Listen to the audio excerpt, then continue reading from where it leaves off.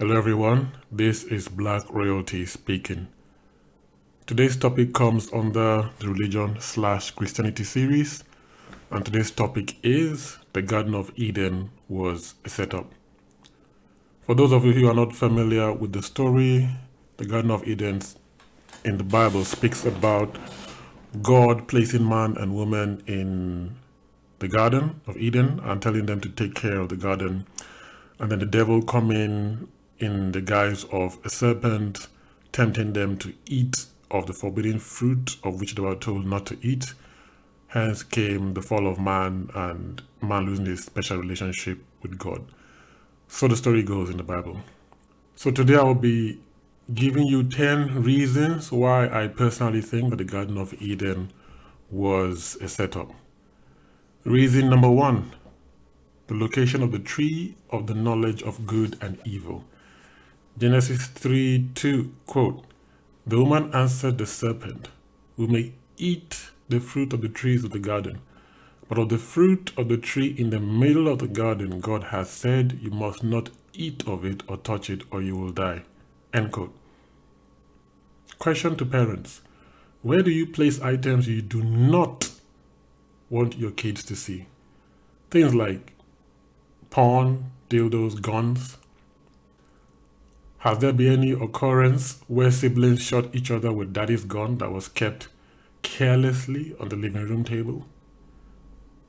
Imagine placing chocolates on the living room table and telling your kids not to touch them. You're just asking for trouble. Reason number 2 why I think the Garden of Eden was a setup. Eve had the thinking capacity of a child. 1 Timothy 2:14, quote, "And it was not Adam who was deceived, but the woman who was deceived and fell into transgression." End quote. It would likely have been a different outcome if Adam was approached first. Hebrews 5:12-14, quote, "For everyone who partakes only of milk is not accustomed to the word of righteousness, for he is an infant. But solid food is for the mature, who because of practice have their senses trained to discern good and evil." End quote. Deuteronomy 1:39, quote, "Moreover, your little ones who you said will become a prey, and your sons, who this day have no knowledge of good or evil, shall enter there. And I will give it to them, and they shall possess it." End quote. So the Bible acknowledges that there are those who have no knowledge of good and evil. 1 Peter 3:7, quote, "Likewise, ye husbands, dwell with them according to knowledge, giving honor unto the wife as unto the weaker vessel." End quote.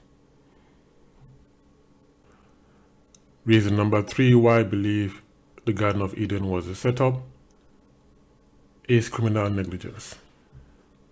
Does the child know the difference between good and evil? Criminal negligence is the failure on the part of a person on whom a duty is placed to take reasonable steps to prevent a certain bad outcome from happening. Examples of criminally negligent crimes are criminally negligent homicide and negligent endangerment of a child. The father leaves a gun where kids can easily find it. One of the kids takes the gun, and in the game of cowboys and Indians, pulls the trigger while pointing to his sibling. This has happened quite a few times, and many times the parent has been charged with criminal endangerment of a child. The father in the US who came home to meet the aftermath of a similar scenario fled. He didn't wait for the police to turn up, he just took off. And the reason why? Reason number 4 why I think the Garden of Eden was a setup. The superior thinking ability of the serpent. Genesis 3:1, quote, "Now the serpent was more crafty than any of the wild animals the Lord God had made." End quote. Why were they not approached by a rabbit or a termite? What will have been the outcome? Now, granted, some people might be thinking that, hold on, it was the devil that chose the medium, or the animal that he was going to use. But hold that thought till we get to point 10, and revisit that thought again, yeah? Thank you. All right, reason number 5 why I feel the Garden of Eden was a setup. Why were they not told of the tree of life? Genesis 3:22-24. Quote, Then the Lord God said, Behold, the man has become like one of us, knowing good and evil. And now he might stretch out his hand and take also from the tree of life and eat and live forever. End quote. So the group God was talking to knew of the tree of life. Why wasn't the tree of life mentioned to Adam and Eve? Let's say you have a gun and a dictionary. You place the gun in the center of the living room table and warn your kids not to touch it. And you place the dictionary in the inner cupboard and never mention it. Think about that. Reason number 6 why I believe the Garden of Eden was a setup. Reverse psychology. Reverse psychology is a technique involving the assertion of a belief or behavior that is opposite to the one desired, with the expectation that this approach will encourage the subject of the persuasion to do what actually is desired. A book written by Derek Chaddy, Theories in Social Psychology, says, I quote, warning labels on violent television programs across 5 age groups ranging from 9 to 21 years and over were more likely to attract persons in these groups to the violent program than information labels and no labels, end quote. The idea is that when you are told you can't have or do something, the following 3 things happen. You want it more, you rebel by reasserting your freedom, you feel angry at the person restricting your freedom. A common form of reverse psychology is to forbid an action. When you say, do not X, you're also implanting the suggestion to do X. If they say they will do something, you can express doubt that they will do this.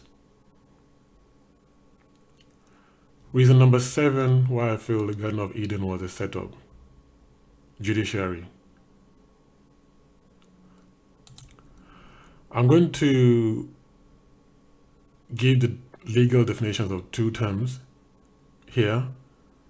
The first one is entrapment, and the second one is enticement. So entrapment is when law enforcement persuades someone to commit a crime that they will otherwise would not have committed.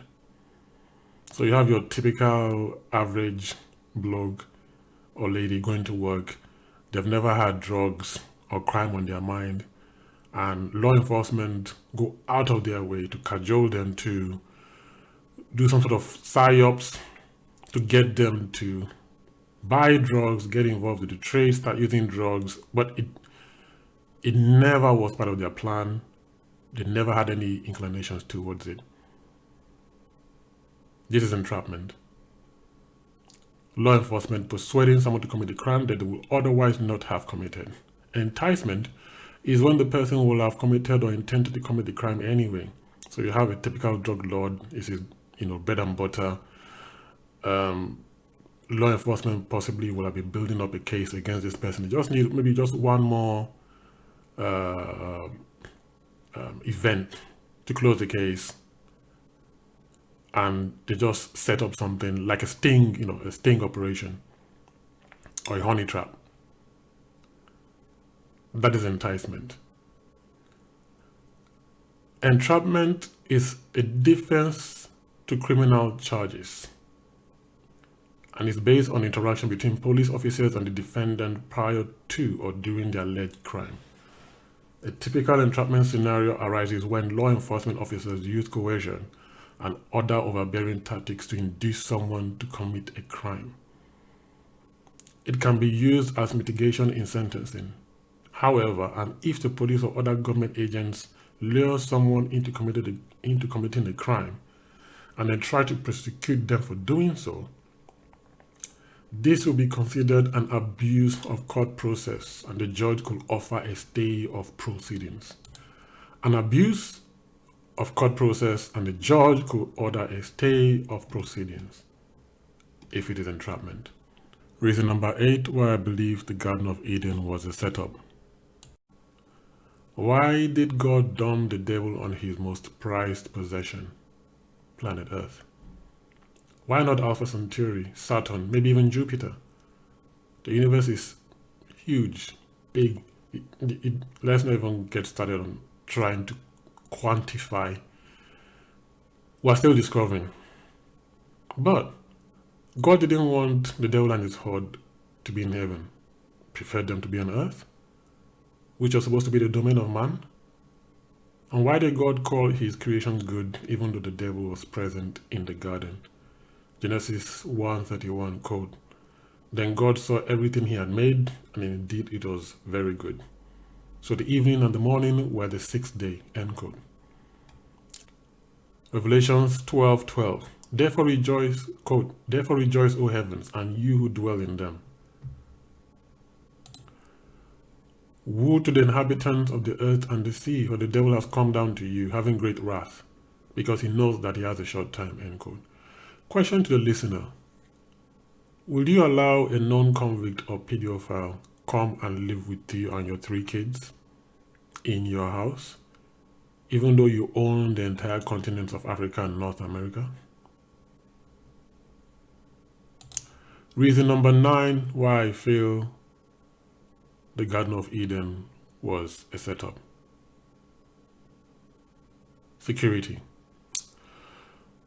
Why was God so quick to secure access to the tree of life? Genesis 3:24, quote, "So he drove the man out, and at the east of the Garden of Eden he stationed the cherubim and the flaming sword, which turned every direction to guard the way to the tree of life," end quote.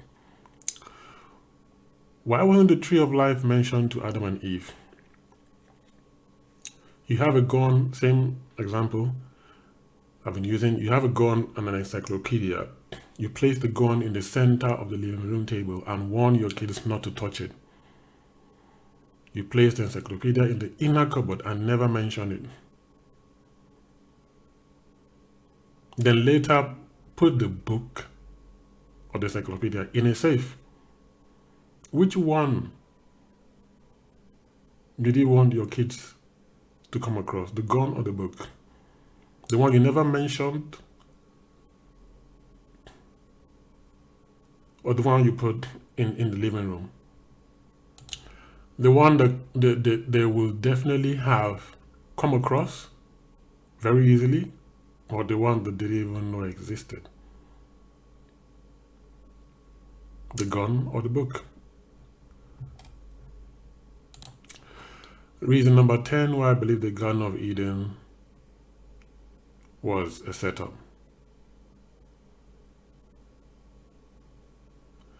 Has to do with the omnipotent plan of God. 1 Peter 1:19-20, quote, "But with the precious blood of Christ, as of a lamb without blemish and without spot, who verily was foreordained before the foundation of the world, but was manifest in these last times for you," end quote. Isaiah 14:27, quote, "For the Lord Almighty has proposed, who can thwart him? His hand is stretched out, and who can turn it back?" End quote. Ecclesiastes 7:3-2, quote, "Consider what God has done. Who can straighten what he has made crooked?" End quote.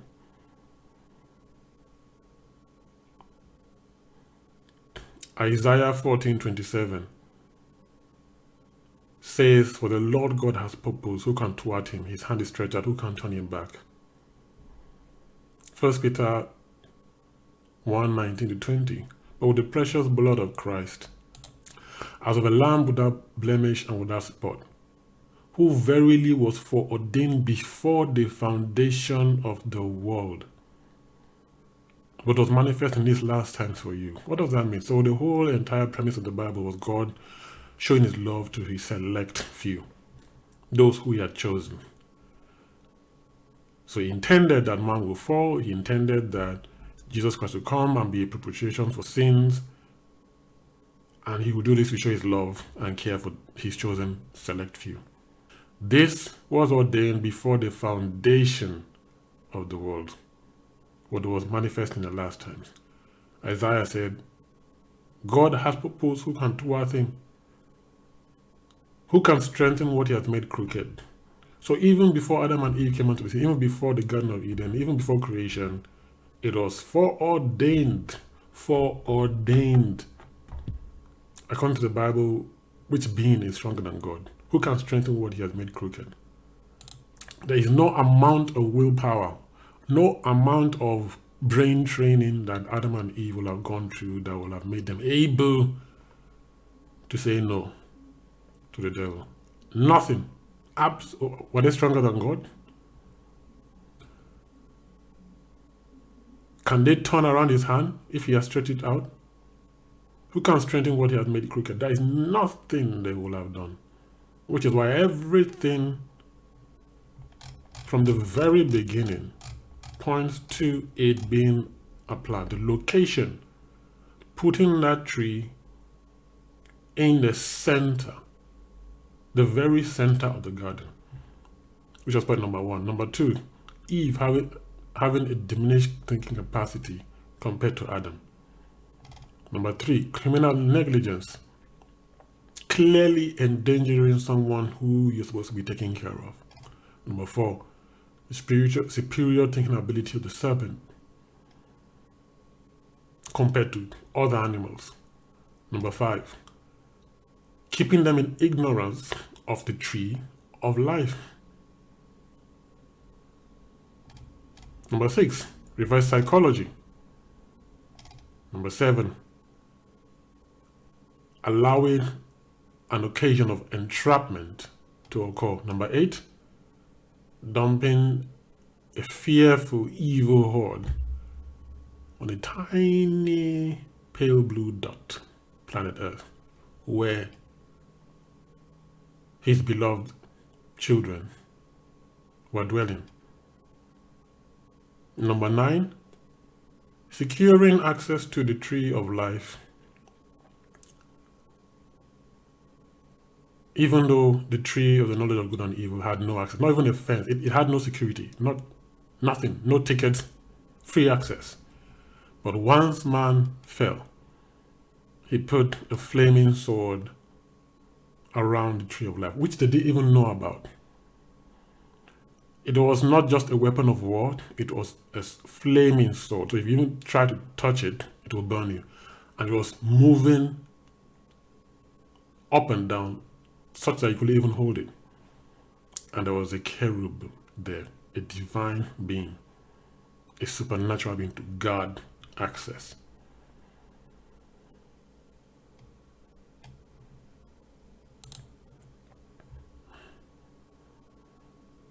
Adam and Eve stood no chance against all these odds. Stood no chance. It wasn't up to them to choose. The odds were properly stacked against them. And for those of you who are still thinking, no, they could choose, no, they intentionally failed, was the fall of man. Hold on. Proverbs 16:33. Quote, the lot is cast into the lap, but its every decision is from the Lord. It's every decision. So when you roll the dice, when you go to gamble, in the realms of mathematical probability, every outcome is from God. It didn't matter what Adam and Eve would have thought or wanted to do. Look. Proverbs 19:21, quote, many are the plans in the mind of a man, but it is the purpose of the Lord that will stand, end quote. Thank you very much for listening. These 10 reasons convinced me that the Garden of Eden was indeed a setup.